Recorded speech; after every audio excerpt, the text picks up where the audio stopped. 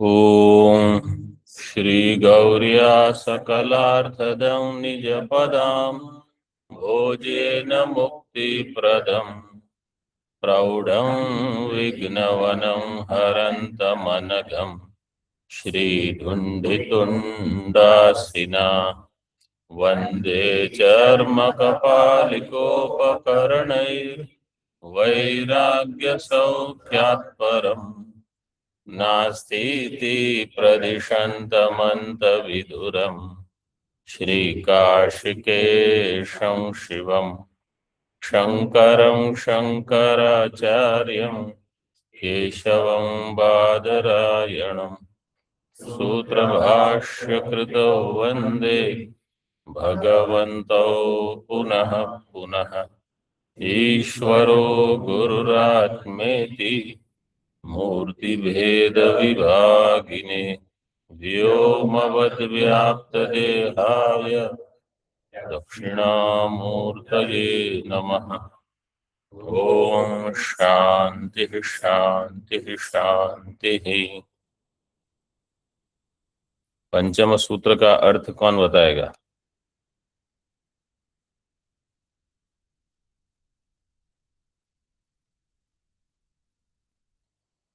ईक्षतेर, एक पंक्ति में, एक लाइन में बताना है बस। ईक्षतेर ना शब्द।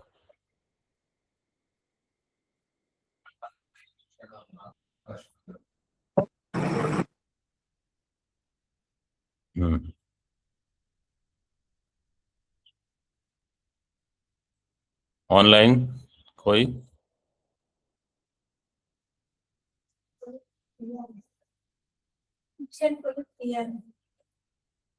सूत्र का पूरा सूत्र का अर्थ देना है, केवल सूत्र के किसी भाष्य के अंश ऐसे नहीं। सूत्र का अर्थ क्या है? हर सूत्र में कभी भी मैं ये प्रश्न करूंगा, आपको सूत्र का एक पंक्ति में अर्थ स्पष्ट होना चाहिए। सारे सूत्र जितने भी मुख्य मुख्य सूत्र है, ये बहुत मुख्य सूत्र है। पूर्विका सृष्टि। हाँ बोलिए। ब्राह्मण इज द इंटेलिजेंट गर्ल्स। नहीं, ये आप देखो, अपने मन से कुछ मत बताइए। ईक्षतेर ना शब्दम, ईक्षते है शब्द का अर्थ बताना है, न अशब्द। पहले तो शब्द क्या क्या है वो और उसका अर्थ है, बाकी इधर उधर कुछ ऐसे कुछ भी वेदांत नहीं बताना है। हाँ अभी आपका हो गया, और कोई? सबको केवल एक अवसर मिलेगा, गलत हो गया तो फिर आप आगे मत बोलिए, और कोई बोलेगा।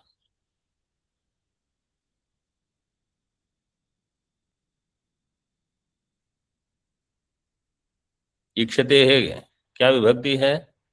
पंचमी। तो क्या है वहां, बताना क्या चाहते हैं? ईक्षण होने के कारण ये हेतु दे दिया। अचेतन प्रधान जगत का कारण नहीं हो सकता। हाँ, न न प्रधान, अचेतन प्रधान जगत का कारण नहीं है। और अशब्दात, अशब्दम, अशब्दम, क्योंकि श्रुति ये नहीं कह, श्रुति में कहा नहीं गया। बस हो गया, ये है अर्थ। इस प्रकार से सूत्रों का अर्थ आपको पता होना चाहिए। भाष्य में देखिए, अत्राह यदुक्तम नाचेतनम प्रधानम जगत कारणम ईक्षितृत्व श्रवणादिति तदन्यथापि उपपद्यते अचेतनेपि चेतनवद उपचार दर्शनात्। अचेतन प्रधान में भी चेतनवत उपचार हो सकता है, तो वहां ईक्षितृत्व हो सकता है। कैसे? यथा प्रत्यासन्न पतनताम नद्याः कूलस्यालक्ष्य कूलम पिपतिशति इति अचेतनेपि कूले चेतनवद उपचारो दृष्टः। इस सूत्र का अर्थ करने के लिए कुछ अलग से प्रयास नहीं करना है। आप अगर पाठ में बैठते हो तो आपको तुरंत पता है कि क्या हो गया, बस। और क्या, एक पंक्ति में बोलना है उसको। यथा प्रत्यासन्न पतनताम नद्याः कूलस्य आलक्ष्य कूलम पिपतिशति। जो नदी के किनारे पर खड़े हैं ऐसे लोग, वो क्या देखते हैं? नदी का जो कुल है, कुल मतलब केवल ऐसे किनारा नहीं, लेकिन वहां जो दीवाल होती है नदी के पास, वो दीवाल के लिए बता रहे हैं। जैसे गंगा जी में हमारे यहाँ तो आगे आगे तो इतनी दीवाल नहीं, लेकिन पीछे वो घाट के बाद इस तरफ दीवाल है, उस तरफ थोड़ी है। तो बहुत वर्षा अगर हो और बहुत बाढ़ भी आती रहती हो, तो प्रत्यासन्न पतनताम नद्याः प्रत्यासन्नताम सन्न पतनताम कुलस्य, इसके साथ अन्वय होगा।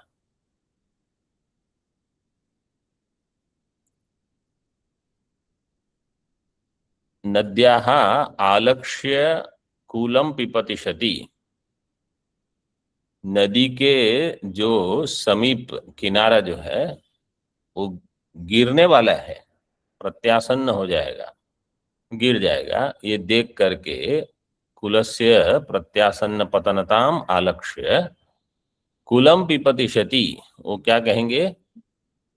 कुलम पिपतिशति, हाँ वो गिरने वाला है। क्या गिरेगा?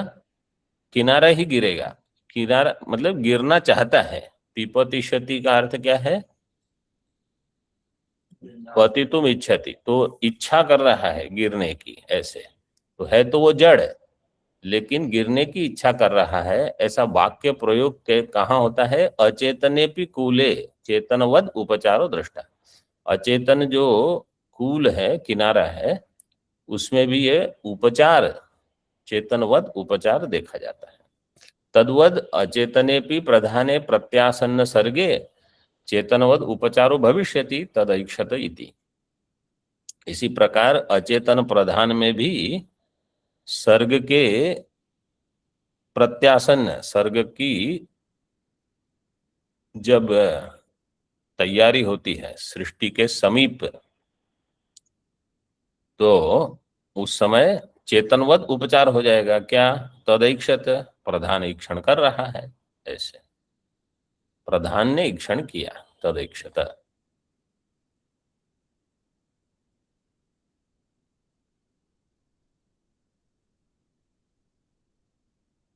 टीका में दिया है अन्यथापि। अन्यथापि क्योंकि भाष्य में प्रथम पंक्ति में दिया, तद अन्यथापि उपपद्यते। अन्यथापि उपपद्यते का अर्थ है अचेतनत्वे अपि उपपद्यते, अचेतन प्रधान में भी ईक्षण घट जाएगा।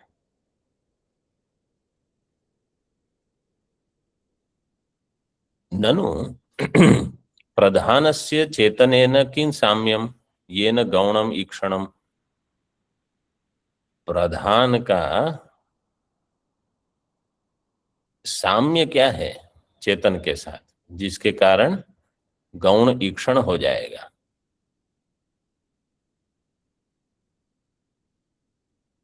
तो टीका में ही उत्तर दिया है, नियत क्रमवत कार्यकारित्वम साम्यम इत्यर्थः। नियत क्रमवत कार्यकारित्वम, एक नियत क्रम से कार्य का करता है, प्रधान भी और चेतन भी। कैसे नियत क्रम से कार्य का करता है उसका दृष्टांत देते हैं। यथा लोके कश्चित् चेतनः स्नात्वा भुक्त्वा च अपराह्णे ग्रामं रथेन गमिष्यामि इति ईक्षित्वा अनन्तरं तथैव नियमेन प्रवर्तते, तथा प्रधानमपि महदादि आकारेण नियमेन प्रवर्तते।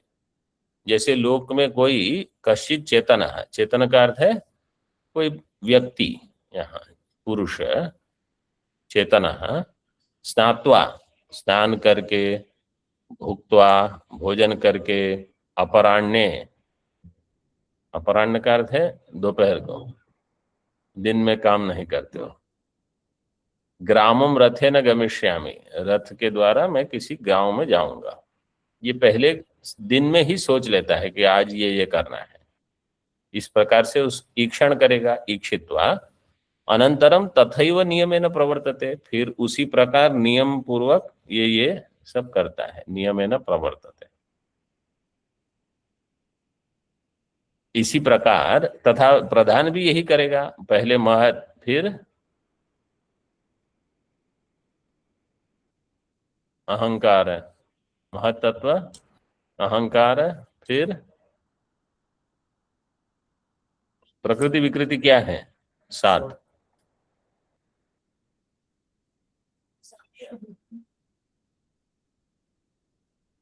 बुद्धि हो गया महत्त्व। महत यहाँ जो है वही बुद्धि है, समष्टि बुद्धि। 5 तन्मात्रा, महत, अहंकार और 5 तन्मात्रा कितने हो गए, 1 प्रकृति, 7 प्रकृति विकृति। हाँ, जो प्रश्न महदादि आकारेण नियमेन प्रवर्तते, गीता पाठ में आप बैठते हो कि नहीं, आया था कि नहीं? अभी जागृत, आज तो एकादशी नहीं है।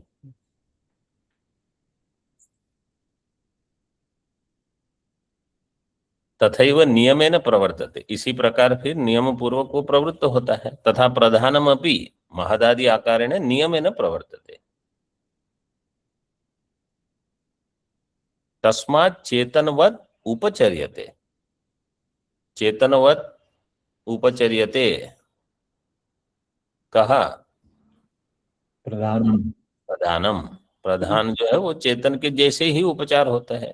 टीका में उपचार प्राये वचनात्, उपचार शब्द का प्रयोग उपचार प्राये वचनात्, अभी वास्तव में इसकी संगति आगे लगानी है।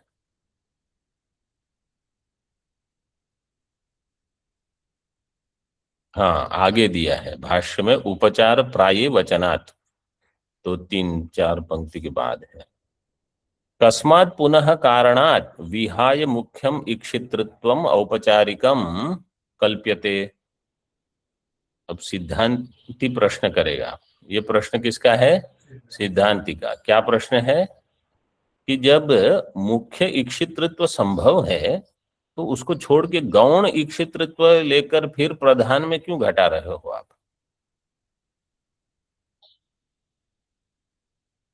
कस्मात् कारणात् पुनः मुख्यम इक्षितृत्वम विहाय, मुख्य इक्षितृत्व को छोड़कर औपचारिकम कल्प्यते, औपचारिक का ग्रहण क्यों कर रहे हो?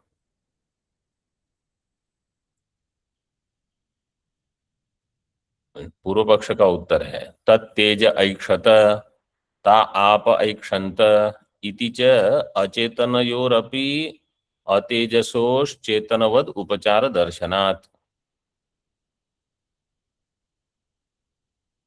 तेज ऐक्षत, तेज ने ईक्षण किया, उसके बाद कौन ईक्षण करेगा, आपह, आपह बहुवचन है इसलिए ऐक्षन्त, इसके बाद हाँ, और कोई ईक्षण नहीं करेगा, पृथ्वी ईक्षण नहीं करती वहां, केवल तेज और आप, क्योंकि आप ईक्षण करके पृथ्वी बना देगा, बस समाप्त हो गया फिर। इति च, तो यहाँ तेज और आप जड़ है, अचेतन है, फिर भी अचेतन में अचेतनयोर अपि अप तेजसो हो चेतनवद उपचार दर्शन, तो वहां कैसे ईक्षण शब्द गौण है, उपचार है, मुख्य नहीं घटेगा, ऐसे ही सत में वो भी प्रधान है, अचेतन है, उपचार गौण ईक्षण हो जाएगा। तस्मात् सत्कर्तृकम अपि ईक्षणम औपचारिकम इति गम्यते, इसलिए सत के द्वारा किया गया ईक्षण भी औपचारिक है। देखो पूर्व पक्ष ने जो हेतु दिया है उसमें बल है, वो क्या कहते हैं, आप अपने ही मंत्र को देखो, तेज का ईक्षण आप मुख्य लोगे कि गौण, गौण, आप का ईक्षण गौण, तो सत का ईक्षण भी गौण हो और वो प्रधान है, प्रधान से सृष्टि होती है।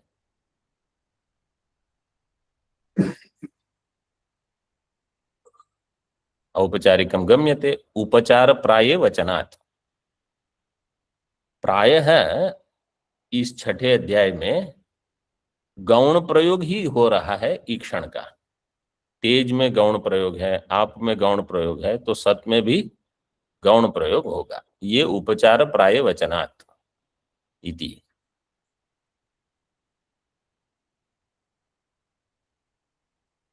गौणार्थ प्रचुरे प्रकरणे समाम्नात समाम्नात समाम्नानात समाम्नानात इत्यर्थ है।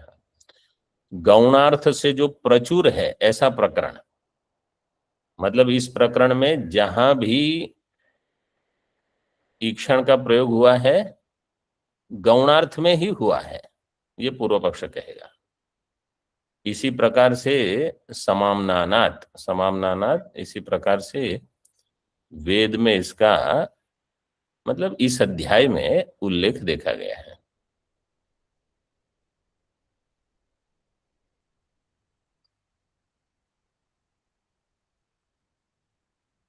अब तेजसोरिव अचेतने सति गौणी ईक्षति ही इति चेत। तो जैसे अप और तेजस अचेतन है, अचेतने सति गौणी ईक्षति ही, इनमें गौण ईक्षण है। इसी प्रकार प्रधान में भी गौण ईक्षण हो जाए तो इसका उत्तर देते हैं न आत्मशब्दात् सतः चेतनत्व निश्चयात् इति सूत्रार्थम आह। अब इस प्रकार से सूत्र का अर्थ करते हैं। देखिए भाष्य में एवं प्राप्ते इदम सूत्रम आरभ्यते, इस प्रकार से प्राप्त होने पर अगला सूत्र बताते हैं। गौणश्चेन्नात्म शब्दात् गौणश्चेन्नात्म शब्दात् गौणः चेत न आत्म शब्दात्। अगर वो गौण होता तो आत्म रूप से वहां प्रयोग नहीं होता। आत्म रूप से प्रयोग है, इसलिए गौण है चेत न आत्मशब्दात, आत्मशब्दात हेतु दे दिया।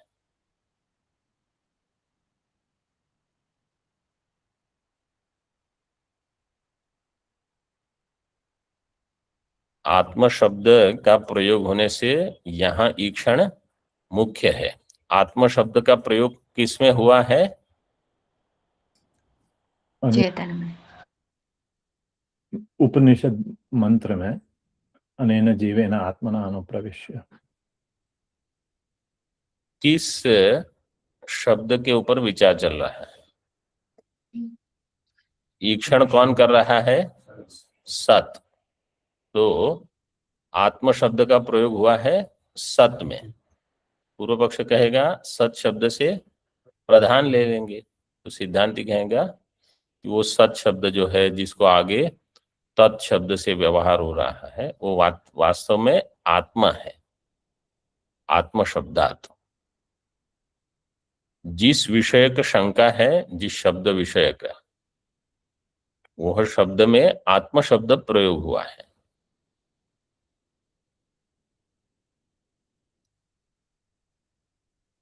इसलिए वो गौण नहीं है।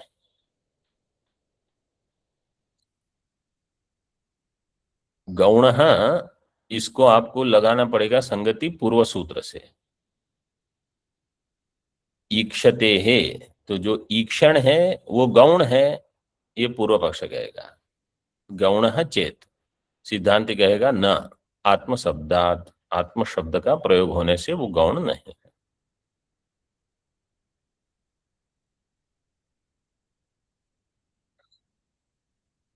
हमारे इसमें पदार्थ उक्ति दी है। ईक्षति शब्दो गौण इति चेत न ऐतदात्म्यम इति श्रुतौ जगत कारणे आत्म शब्द प्रयोगात् मुख्यमेव ईक्षणम न गौणम। क्योंकि ऐतदात्म्यम इदम सर्वम इस प्रकार से जब बताते हैं तत्सत्यम स आत्मा, वो आत्मा है, तो वह जो ईक्षण करता है वही तुम हो, ऐसे आत्म शब्द प्रयोग।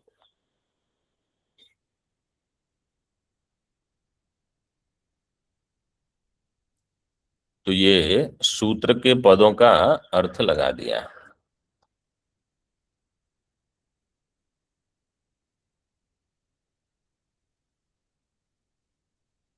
यदुक्तम प्रधानम अचेतनम सच्छब्दवाच्यम तस्मिन् औपचारिक ईक्षति ही अब तेजसो रिव इति तद असत। जो आपने कहा कि प्रधान जो कि अचेतन है उसमें सच्छब्दवाच्यम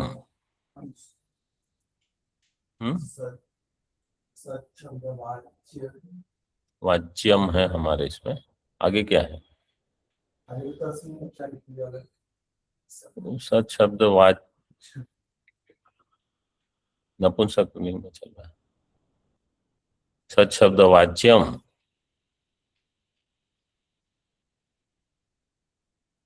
वाच्य अगर होगा तो आगे क्या होगा?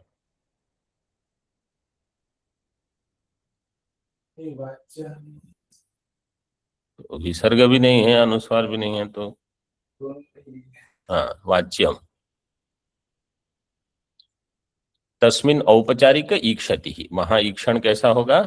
औपचारिक होगा। अब तेजसोरी व, ऐसे पूर्व पक्ष कहेगा जैसे जल और तेज इनमें जैसे गौण ईक्षण है, इसी प्रकार से यहां पर भी ईक्षण गौण हो।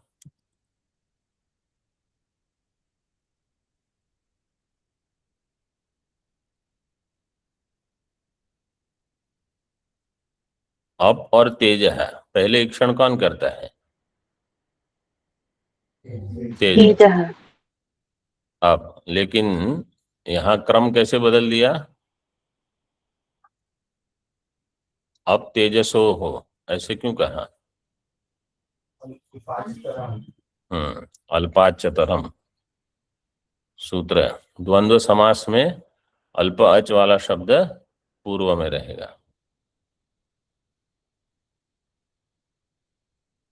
आगे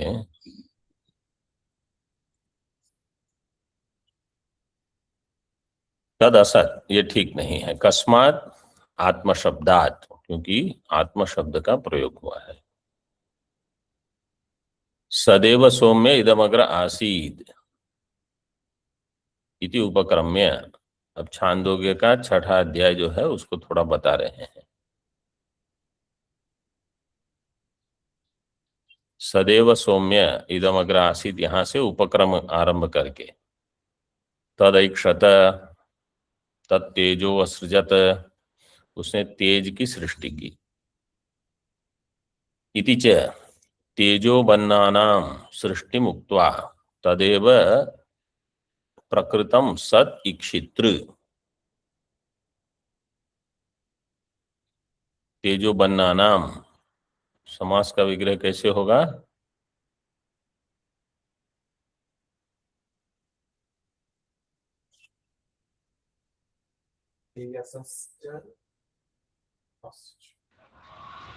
तेजश्च आपश्च अन्नं च तेजश्च आपश्च अन्नंच इति तेजो बन्नानि तेजो बन्नानि। सही, तेजो बन्नानि। तेजश्च आपश्च अन्नंच इति तेजो बन्नानि, तेषां तेजो बन्नानाम।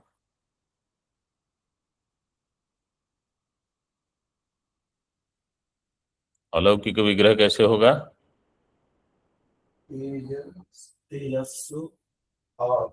तेजस तेजस्सु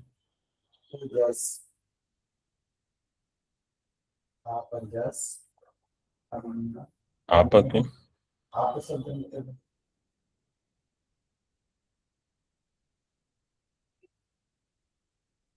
इसमें प्रातिपदिक क्या है? अब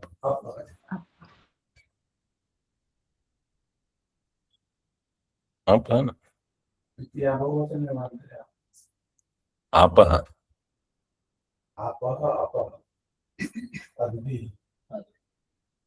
प्रातिपदिक क्या है लेकिन? अप स्वामी जी। अप अप अप। अप तो जा- अप में लगेगा। और अन्न सु अन्न सु।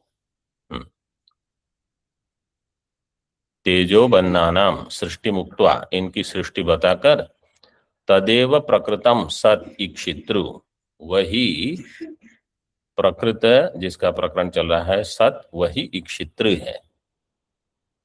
तानि च तेजो बन्नानि देवता शब्देन परामृश्य आह, उसी तीन को देवता शब्द से परामर्श करके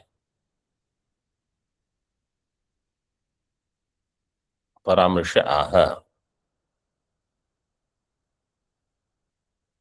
सेयम देवता ऐक्षत अंताहमिमास तिस्रो देवता अनेन जीवेन आत्मना अनुप्रविश्य नाम रूपे व्याकर्माणि इति।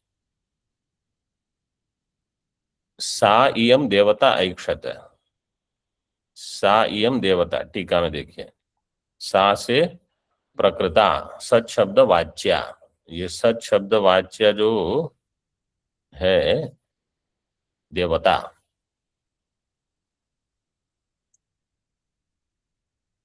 इयम आगे टीका में इक्षित्री देवता परोक्षा, यह देवता इक्षित्री, इक्षित्री का अर्थ क्या है?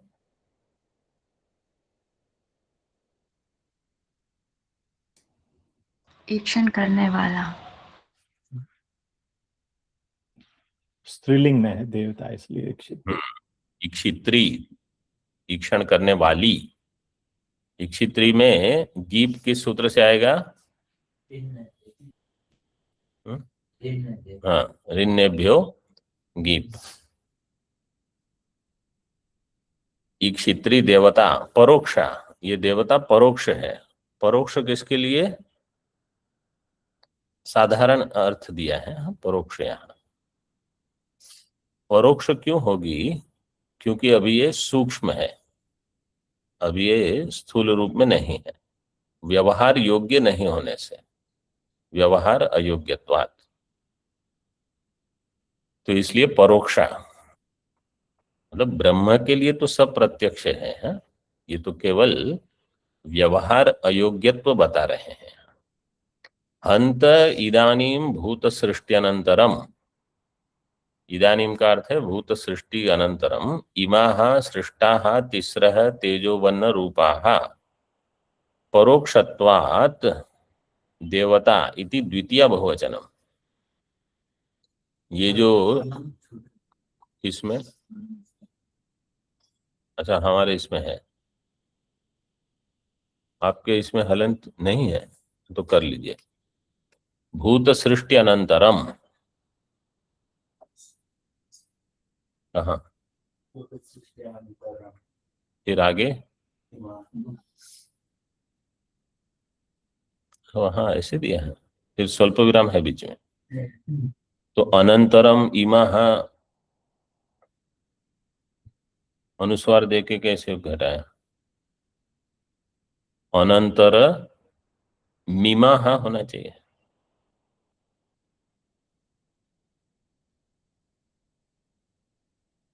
आप स्वल्प विराम कर दीजिए, तो नहीं तो फिर संधि चाहिए। इदानीम भूत सृष्टि अनंतरम, भूत सृष्टि के पश्चात, इमाः सृष्टाः तीसरा तेजोबन्न रूपाः, ये जो तीन देवता जिसकी सृष्टि हुई, ये सूक्ष्म रूप में होने से अभी प्रत्यक्ष नहीं है, इसलिए परोक्षत्वात् व्यवहार योग्यत्वात्। अब इनको व्यवहार योग्य कैसे बनाएंगे? इसमें प्रवेश करेंगे, सत इसमें प्रवेश करेगा, तब फिर त्रिवृत्करण होगा और व्यवहार योग्य हो जाएगा। ऐसे परोक्षत्वात् देवता इति द्वितीय बहुवचन। ये जो मंत्र में सायम देवता ऐक्षत हंत इमास तीसरो देवता, ये जो देवता है ये द्वितीय बहुवचन है। मंत्र में दो बार देवता देवता है, सा इयम देवता ऐक्षत, हंत इमा तीसरो देवता, ये जो दूसरा देवता शब्द है वो है द्वितीया बहुवचन, और प्रथमा देवता जो है वो, पहला देवता है वो, हाँ, वो किसको बताता है? सत शब्द को। तीसरो देवता, ये जो तीन देवता है, अनेन जीवेन आत्मना अनुप्रविश्य नाम रूपे व्याकरवाणी, मैं जीव रूप से इसमें प्रविष्ट हो जाऊंगा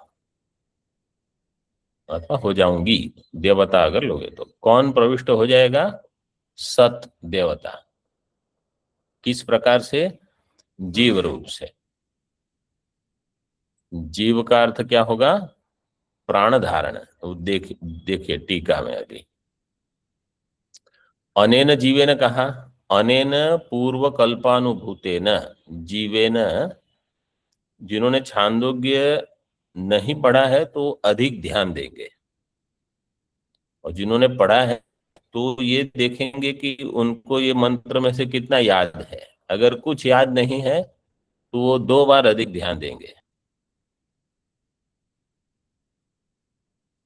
अनेन, अनेन का अर्थ करते हैं पूर्व कल्पानुभूतेन जीवेन, जीवेन आत्मना, जीवेन आत्मना अर्थ मम स्वरूपेण, मैं अपने स्वरूप से इसमें प्रविष्ट हो जाऊंगा अथवा हो जाऊंगी। सत देवता ने कहा, सोचा।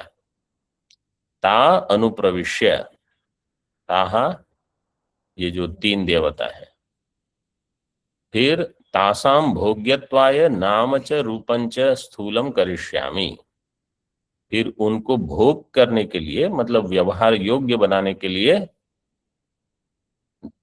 नाम रूपं च स्थूलम करिष्यामि, इनको, इनके नाम और रूप को स्थूल कर दूंगा। अभी इनके नाम और रूप कैसे हैं? अव्यक्त हैं। इति ऐक्षत इति अन्वय है, ये ईक्षण का अन्वय हो गया।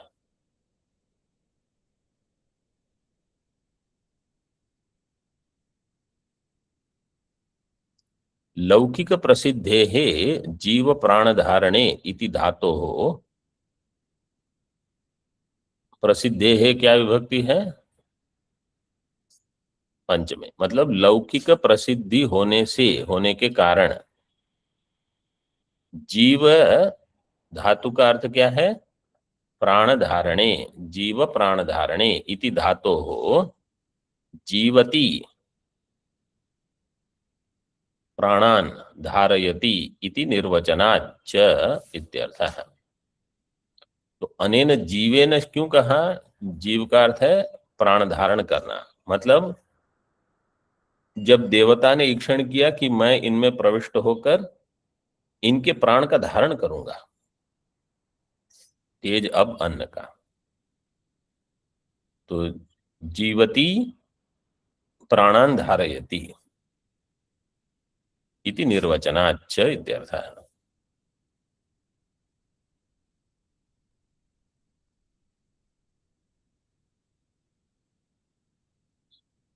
भाष्य में तत्र यदि प्रधानम अचेतनम गुणवृत्त्या ईक्षितृ कल्प्येत तदेव प्रकृतत्वात् सेयम देवता इति परामृश्येत।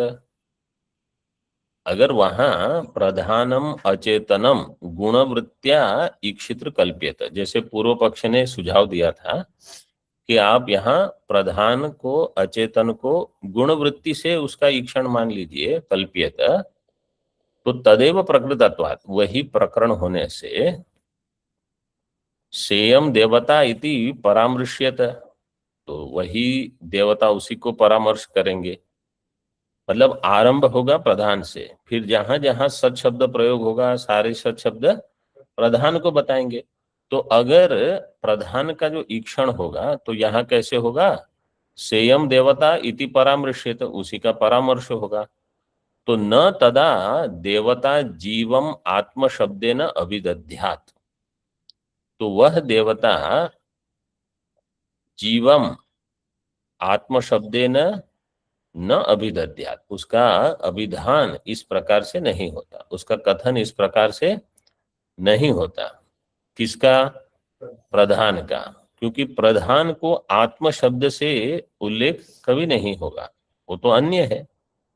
सांख्य दर्शन भी प्रधान को आत्म शब्द से कोई नहीं मानता।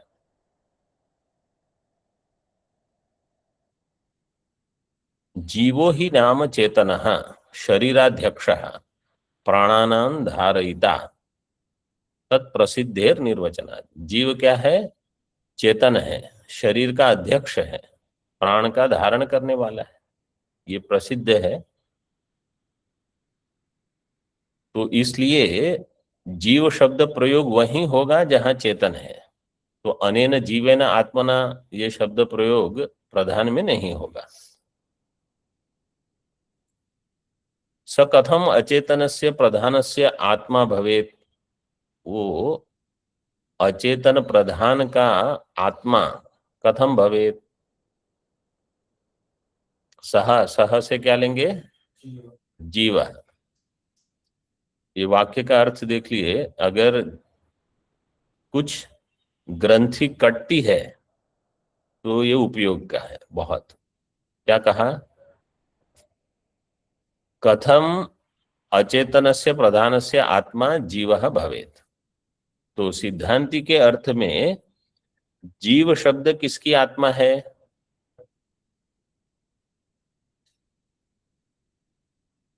मैंने प्रश्न क्या किया?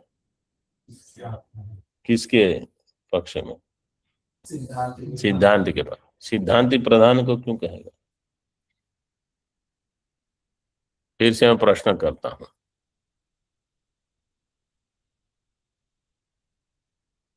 सिद्धांति के मत में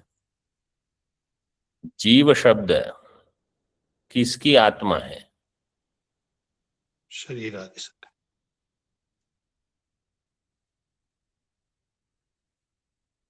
देखिए ये वाक्य फिर से पढ़िए। सह कथम अचेतनस्य प्रधानस्य आत्मा भवेत्। सह कहा? जीवः। जीवः कथम अचेतनस्य प्रधानस्य आत्मा भवेत्। उत्तर क्या होगा? भवेत् कि न भवेत्? न भवेत्। ये आक्षेप है, नहीं होगा। अचेतन प्रधान का आत्मा जीव नहीं होगा। तो जीव किसकी आत्मा होगी? चेतन आत्मा की, मतलब चेतन। चेतन की। तो चेतन कौन है यहाँ जिसको बता रहे हैं? सत। प्रधान के, सत के बदले उन्होंने प्रधान बताया, ठीक है ना। पूर्व सिद्धांत ने कहा सत ने ईक्षण किया, उन्होंने कहा प्रधान ने ईक्षण किया। सिद्धांत ने कहा कि यह सत की आत्मा जीव रूप से उपलब्ध है। अगर वो प्रधान होता तो प्रधान की आत्मा जीव रूप से उपलब्ध होती। तो प्रधान अचेतन है, अचेतन प्रधान की आत्मा चेतन जीव नहीं होगा। सह कथम अचेतन से प्रधान से आत्मा भवेत्।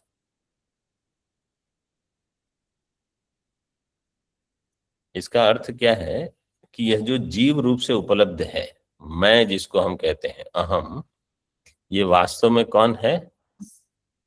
सत की आत्मा। ये वाक्य का अर्थ क्या हुआ? केवल ये मैं नहीं कह रहा हूं, ये नीचे टीका में भी दिया है। सुनने में अटपटा लगता है ना कि ये क्या वाक्य प्रयोगी, ऐसा हम करते नहीं कभी। इसीलिए मैंने कहा अगर ये चिंतन करके कुछ ग्रंथि कट जाए तो बहुत लाभ है। मतलब ये वाक्य प्रयोग ऐसा हो रहा है, आत्मा ही नाम स्वरूप। आत्मा का अर्थ क्या है? स्वरूप। तो जीव का स्वरूप क्या है? मतलब सत। क्योंकि सत अथवा सत का स्वरूप क्या है? जीव है। वाक्य ऐसे होगा, आत्मा के स्थान पर स्वरूप शब्द डाल दीजिए, ठीक है। तो सह जीवः चेतनस्य सतः आत्मा स्वरूपम। क्या कहा मैंने? सह जीवः चेतनस्य, बीच में मैंने क्या शब्द? सतः। प्रधानस्य के बदले आपको सतः डालना है। तो वह जीव चेतन सत का आत्मा, मतलब चेतन का स्वरूप है। तो जीव मतलब मैं कौन हूं? सत का ही स्वरूप हूं, मतलब सदरूप हूं। आत्मा ही नाम स्वरूपम।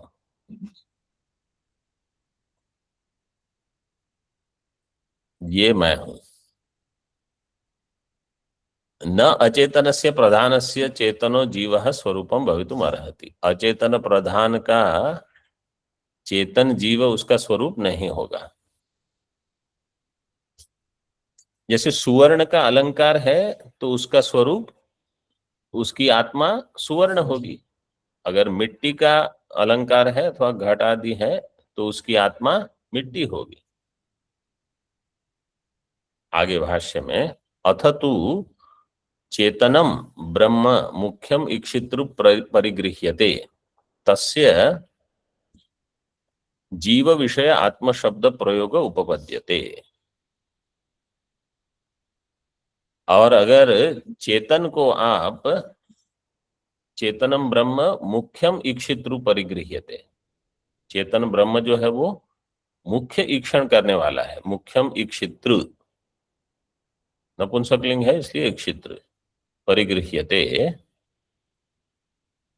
तो वहां आत्म शब्द हो जाएगा।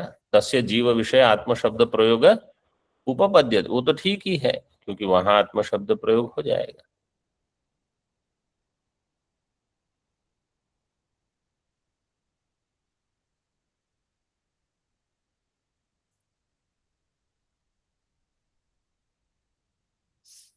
टीका में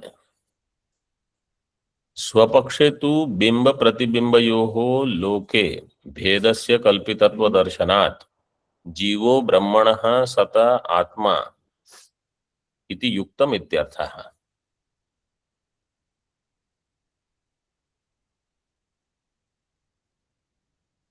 स्वपक्ष, स्वपक्ष क्या है? सिद्धांत पक्ष में आगे वाक्य का अर्थ क्या है? बिंब प्रतिबिंबयोः लोके भेदस्य कल्पितत्व दर्शनात्, इसका अर्थ क्या है?